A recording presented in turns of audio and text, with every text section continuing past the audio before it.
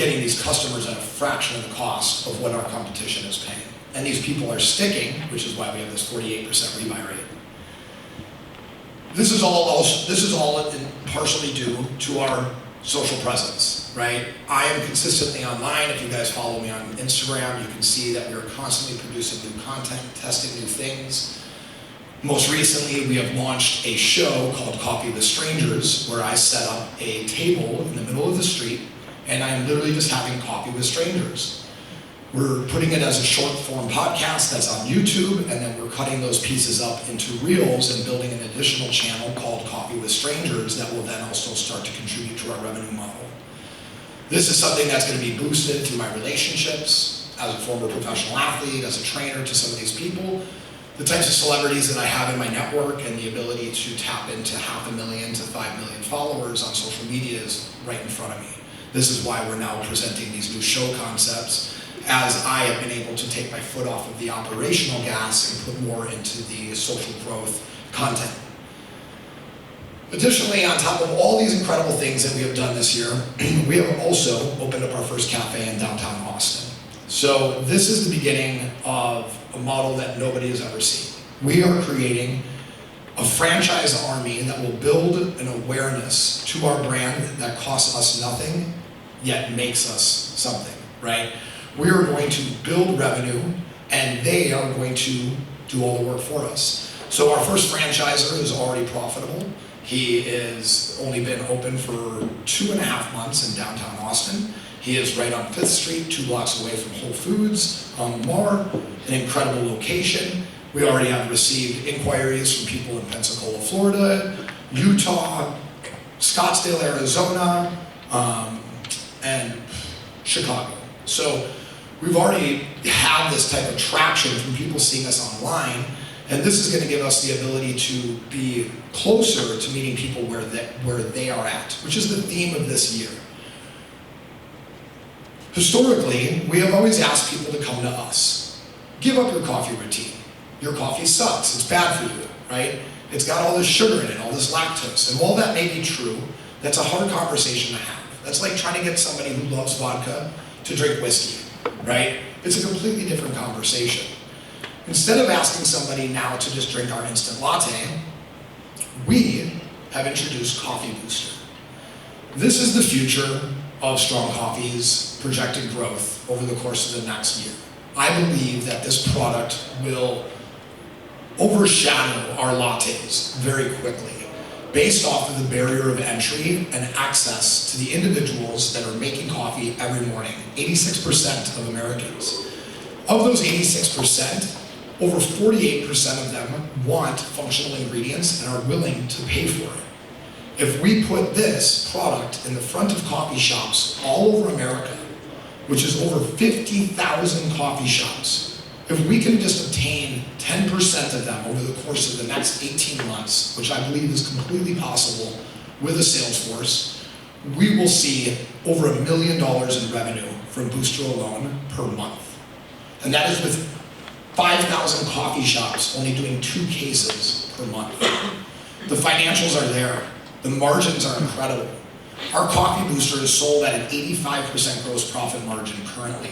We have so much room in it for wholesale and for creating bundle offers, which is going to also be the big change that you will see. The top of funnel offer, meaning what a customer sees from us first before they enter into our ethos, will now be Coffee Booster. 2 boxes of Booster, a bag of beans, $120 value, and you get it for $55 if you subscribe. And every month, you're going to continue to get those 2 boxes of Booster and a bag of beans for $55. That's going to be in line with that's going to increase lifetime value, that's going to keep our AOV where it's at, and make sure that we're profitable because we won't have to consistently retarget old customers to try to get them to buy again. Because that's the way it works online, right? You bring a customer in, you pay for them, they buy something, you hope that they buy something again organically, and if they don't, you run ads to them again. And now it's this warmer, this hot lead. We're gonna cut that out by focusing on the subscription and the top of funnel offer that connects with the general consumer today. I make coffee, I get coffee at coffee shop, I put Coffee Booster in it. Not, I switch away from my coffee shop, I stop making coffee, I stop using my espresso maker that I paid $2,000 for, right? And I just commit to this thing that I've never heard before, right? You can already see how this is going to break the barrier. Lattes will still be bought by these very customers once they come into our system because they travel, they go places, they want to be able to make this thing when they're in their hotel quickly. They want a sweet treat, right? That's where we're going to be at with the lattes. So we have a lot of room to grow with the lattes, but the booster is something that will kick open the door for us to enter into every consumer's home by being in front of house at coffee shops. Like I put here, we will be positioned like Oatly did with oat milk inside of coffee shops, but we will be bigger, right? Because the overall market of vegan options or a vegan option for a dairy is far less demanding the actual functional ingredient market. So we have a much larger market share potential than Oatly does, and they're almost $1 billion brand. So success, though, is going to require speed and accuracy. We have to move fast, and we have to dominate before competitors catch up. Nobody in this space is safe, right? Everybody can be copied. What can't be copied is our hard work, our brand, and our dedication to constantly showing up and doing the right thing. Scaling Booster, I just want to go over it again. This is in closing with my overall slide here before we get to the little call out. But we are raising $1 million to roll out Booster into 5,000 cafes by 2026. That requires a sales force with current market. We have AI implementation. We have a lot of things that we can lean on to build a lean system for scaling this sales growth. We're also going to expand our latte line, new SKUs in retail, D2C. We have a lot of opportunities like QVC right in front of us. Shields just put in their first invoice with us for a regional test. It goes well, we're going national with Shields, right? So now we're in another national chain. I'm not even sure how many stores, but it's in the hundreds, 300-400 stores. The future vision is Strong becomes the functional coffee platform and Booster in every cafe, lattes in every shelf at your home, and Strong will be there. Something strong for every occasion. Who here is an investor currently in Strong Coffee? Okay, so a lot of you are familiar with it. Thank you, by the way, for everybody that put their hands up. I appreciate you all so much. Dan was right. You guys aren't just a part of why we're here. You're a big part. All right, like it's important to understand that we have not raised a lot, and you guys helped us a lot with that raise. And you have been instrumental to the growth from the launch of our raw dog espresso beans that you see, to the launch of Coffee Booster, and to relaunching our coffee drops that are exceptionally delicious if you haven't tried them. So for those of you who do not know about our products, our latte is our all-encompassing nutritional product. It has protein, fiber, healthy fats, adaptogens, nootropics, organic coffee, coconut water extract, Himalayan sea salt, right? It hydrates, it reduces anxiety, jitters, gives you energy, and helps deliver protein that you need.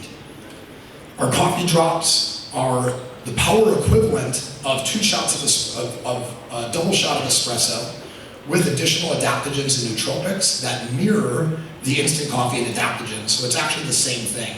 So the instant coffee and adaptogens was just turned into an edible form with the coffee drops. The same amount of adaptogens, nootropics, all that. Same amount of caffeine, just 2 delicious bites, rapid absorption. The coffee gummies absorb 6 times faster. So it's coffee is about 20 minutes to receive the energy.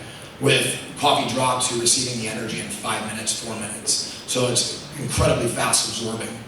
Coffee Booster, the one in the middle, is there for a reason, because I believe it's going to hold it all together, right? It's going to bring people in. It's going to become the daily user. It goes beyond coffee. You can put it in oatmeal. You can put it in orange juice. I make hot cocoa for my children with it, right? 1 packet of that, 1 tablespoon of cocoa, 1 tablespoon of coconut palm sugar, steamed milk, most delicious hot cocoa they've ever had, right? And I know they're getting great nutrients. And then our incredible coffee beans. Our beans, I went down to Colombia, I went to Medellin, I went to 8,000 feet. I picked berries and saw the process, and I became attached to it, and it was incredible. These are all the things that make up strong coffee, and it's something that I'm truly proud of. So thank you guys so much. I want to take a moment to now introduce Kieran Foy. Kieran, come on up, buddy.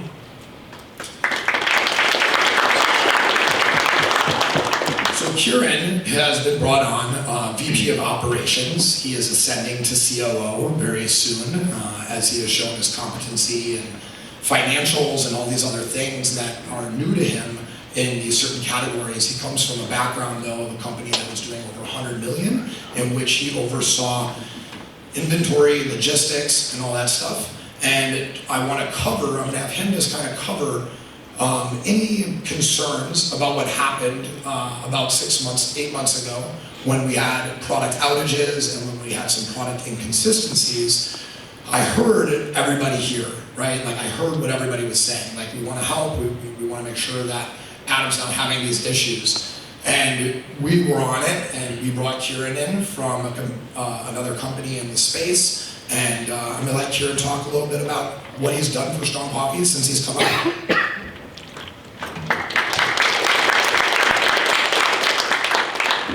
Thank you, guys. And as Adam was saying, I am a spreadsheet nerd and an ops guy, so this is a little foreign to me, so please bear with me. But yeah, so since joining Strong Coffee about 8 months ago in January, we've done a lot of things to build an end-to-end bulletproof supply chain for them. I came from a company, as Adam said, I was with them for 3 years, was a major impact player that brought the company from 15 million to about $100 million by the time I left per revenue per year, building and developing all these supply chain and just operational needs to get to those next steps. And so that's why I was really excited to just take on this opportunity with Strong and do the same for them and just work through the issues that they were having and build it to where it needs to be. Since joining, I've brought all of the procurement and of raw materials and packaging in-house. So we have direct relationships with all suppliers and vendors and everything, decreasing cost of goods by 17%, and also cutting down the production lead times by more than half. We have ingredients in the manufacturer at all times at the moment, and we can get products churned in 2 to 4 weeks maximum. And so that's a huge plus for us. And with that, in 2025, we've had 0 stockouts. We've released 4 to 5 new products and re-released about 3 existing products in that time period of the 8 months that I've been here. And that's just going to continue going. And the bulletproof supply chain is what we're doing, and it's been working really well. Another really big major impact that I've changed since coming here was changing our warehousing and fulfillment center. In March of 2025, I realized that the fulfillment center we were using was in a not too centralized region of the country.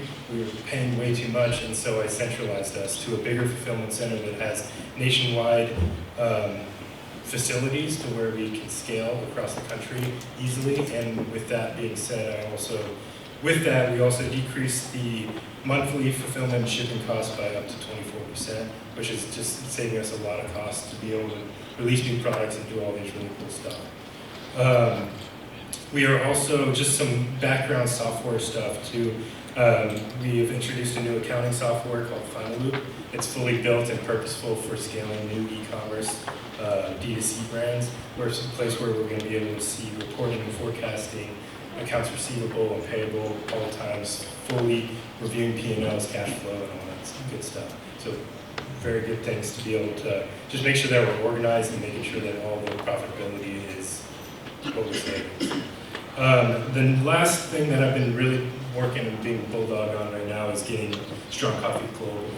I've been working with a company called Passport Shipping. They work directly with our new 3PL that handles all of the customs and compliance issues, as well as customer service with international freight, being able to go to Australia, to Europe, to Asia, all over the country, or all over the world, is a big factor that I think could really take Strong to the next level.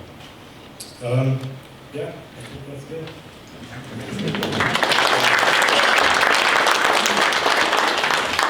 With that said, does anybody have any questions? Yeah, what 3PL are you using? Ship Fusion. Ship Fusion, and where, you said centralized, where at? Right now we're in Las Vegas, but they have facilities all over Chicago, Pennsylvania, they have them in Canada too. So all over. Are you outsourcing your manufacturing as well? Or Yes, is that Utah. You know, we have a really good partnership with a manufacturer in Utah that we do a decent amount of their business, so we have a lot of leverage. So we have the ability to get product made pretty quickly. It's great that you're managing the raw materials. Yes. Yeah. Any other questions? What's your long-term plan? Is it scale and sell, hold? Yeah, you know, Brian asked that question. I think it's an interesting question to answer. It depends. Scaling and selling is incredible when you get the right offer, but it's also very possible, it's also very likely that we build a very high profitable business that pays out gains on a consistent basis, dividends.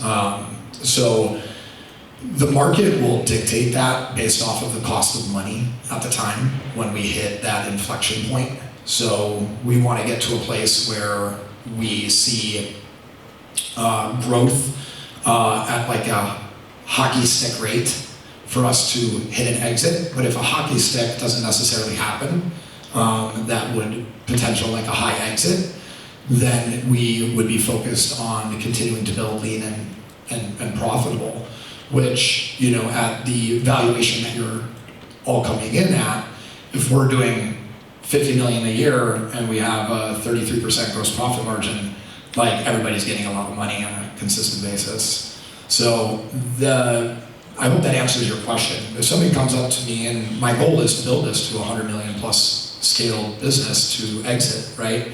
But like right now, and depending on the market, you know, you would have to be doing, you know, maybe 35, 50 million in revenue to do that with the right buyer. The wrong buyer is going to be like, you're doing 50 million, I'll give you 50 million. And it's like, well, at that point, what makes more sense, to pay out gains or to sell this and get everybody their some balloon exit, you know, while the getting's good, you know? And I'll defer that to people that are smarter than me, as like I'm very focused on the business development, the creative growth, and I have people in my corner. A friend of mine has the largest water brand in the country, fastest scaling water brand in the world. And he is kind of my right-hand person. He sits on our board and helps me navigate those thoughts. Yes? You mentioned franchising, but you didn't talk about that in the $1 million raise. Is that just kind of a thing that if it happens, it happens, or? So franchising is certainly part of that raise. I may have missed that on the notes there. Thank you for bringing that up. Yeah, franchising is one of these things that it is a focus. It's a side quest of sorts. I am not going to put a lot of resources into it because there's so many unknown variables still behind it. But I do believe that we have something that is a winning idea and it could be very scalable. And we're going to see what the fourth month numbers look like. And the goal there at that point would be to hit the road and go to a couple of franchise shows. There are expos all over the country where they feature franchise brands. We would go with a new trailer, not the trailer that we have that I only paid $10,000 for. We got this whole trailer going and started for less than 12 grand, right? I bought a used trailer, gussied it up, found, you know, have a friend that wanted to have a career change, and I talked him into becoming a barista. And now that's what he does full time. And, you know, he loves it, and the business is profitable. And we've assisted him along the way with supplying free products for for like the first 2 months, just to kind of get him going. And I think that really it becomes a billboard, right? Like you just have these trailers all over the country that are breaking the barrier for you, right? They're serving your stuff to people who want coffee in that moment. When something's sold online or in the store that you can't just open right there's the barrier. You have to get home, you have to make it. But if you could experience this on the street in downtown Austin or in San Diego, right? you're connecting the experience with it. We do more than coffee. We have protein waffles. We do these like organic fruit refresher drinks where we take electrolytes and organic fruit and we put it in a clear can and we seam it right in front of them. We can even add like creatine to it and different stuff. So we have this very cool model where it's like we sell like 25 protein waffles a day, right? Like people are coming there for more than just coffee, but then they're finding out about our coffee and then we're getting customers from it. So I think that it's one of these things that as it's ready to show to the world in the way we want to see it, when we know it's ready, we're going to hit it and it's going to take off. Yeah. More product question, I guess. Yeah, go ahead. The booster, which I think is a really cool idea to have it in the like, coffee shops everywhere. Obviously, that would help really blow your business. My question is, the packaging itself doesn't seem to say what it is. Like, if I saw that and I'm grabbing a coffee somewhere, I don't know if I necessarily buy it, or even have like something more descriptive or change the packaging and buy it in those stores, or you can give like an incentive to whoever the barista is serving, if they sell it, they get a little bit of it, try to get them to promote it, or how do you think you can get people to really? Yeah, for sure. So I mean, the booster, you know, for like people who are in the functional space world, people that go to smoothie shops, things like that, people that go to Equinox, they're used to seeing that concept, right? Like boost your smoothie, like put this in your smoothie. So there's a lot of people that this word is kind of built in already. We did a product comparison test with another company that has collagen in a packet, and they were both next to each other at the CrossFit Games, and it was free to grab whichever packet you want. Coffee Booster was gone all the time, every day, and their stuff wasn't being touched at all, and they're like $1 billion brand, right? So when you look at like the effective communication behind the idea of just saying like collagen protein coffee booster, it's like, oh, I already know what its usage is. I may not know what it does, but I know that it boosts coffee, right? So the usage is there. When you're looking at something like a cafe, yeah, we're gonna have a little placard that says booster coffee, nootropics, protein, collagen, probiotics, adaptogens, right? All four only, and then the cafe will choose how much do we want to sell it for, right? Like I stated, our margins are incredible on it. So we could sell them a box of it for $15 and we're still making a very healthy margin.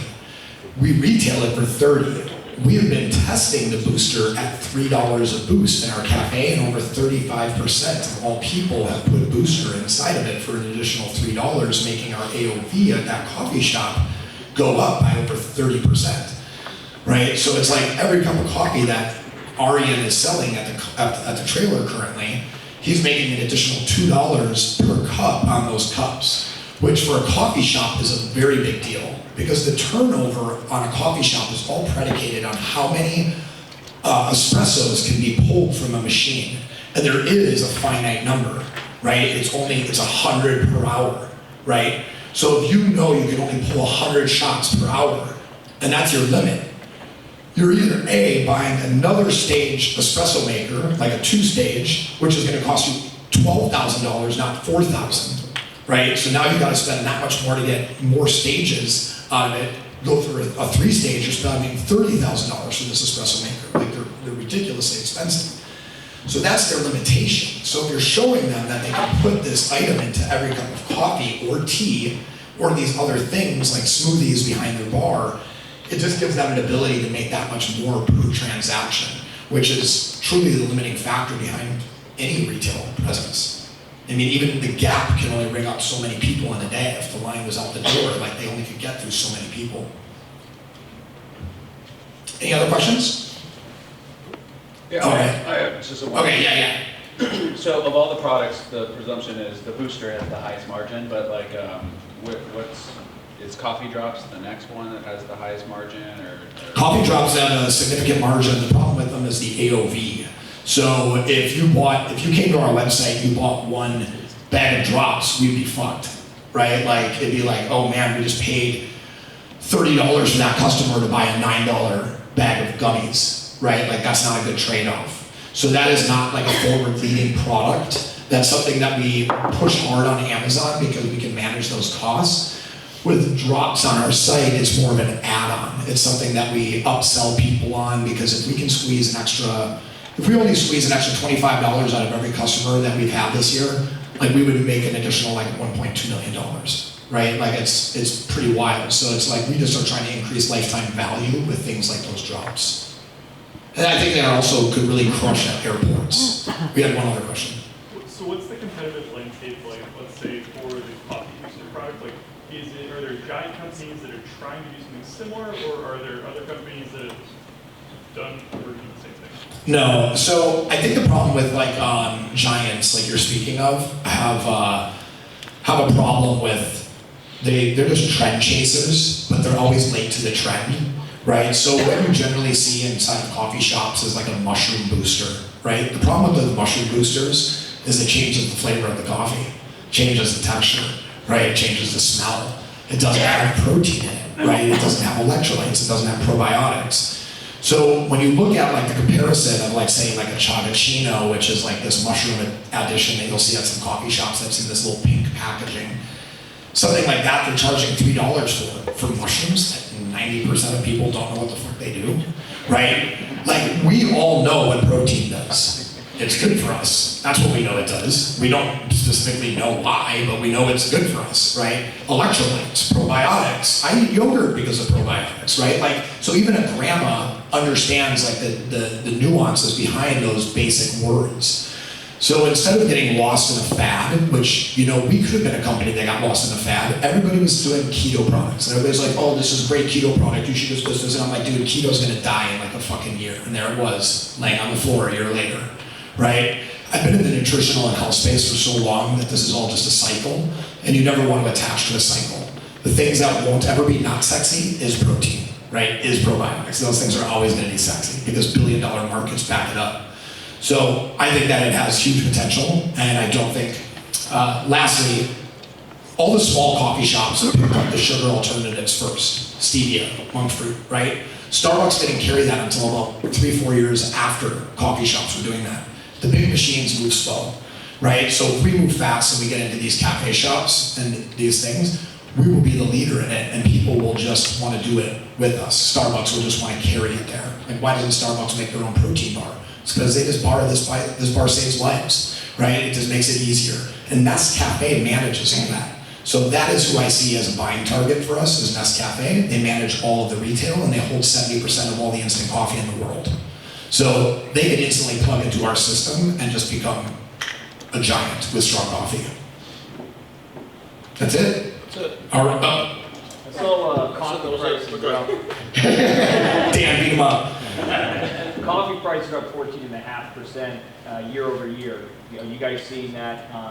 Your end is a challenge or a potential opportunity? Coffee price going up? It's up 14.5% Yeah. year over year. Yeah, fear marketing is quite an interesting thing, right? Like if you do the math on that, you're like, oh wow, it affected us by 20 cents per unit. It's pretty insignificant. But again, that's another reason why Booster exists. If it ever became too big of a problem for us to handle, we have something that doesn't even rely on coffee that continue to carry us forward, right? And we have a brand strong enough that allows us to pivot into other things, say like strong sleep, right? Like different supplements. So, which is something that I mentioned last year that got put on ice when we had the out of stock issues and those other things, and we decided to stay closer to the vest with Coffee Booster versus getting into other supplements. But we do keep an eye on it. I mean, our coffee is, like I went down to Colombia and sourced our own beans, and we have a price locked in, and they try to stay as close to the price. Even with the tariffs, they just took a slight adjustment to their own, profit, and we've held our margins, had no problem. Awesome. Thank you guys.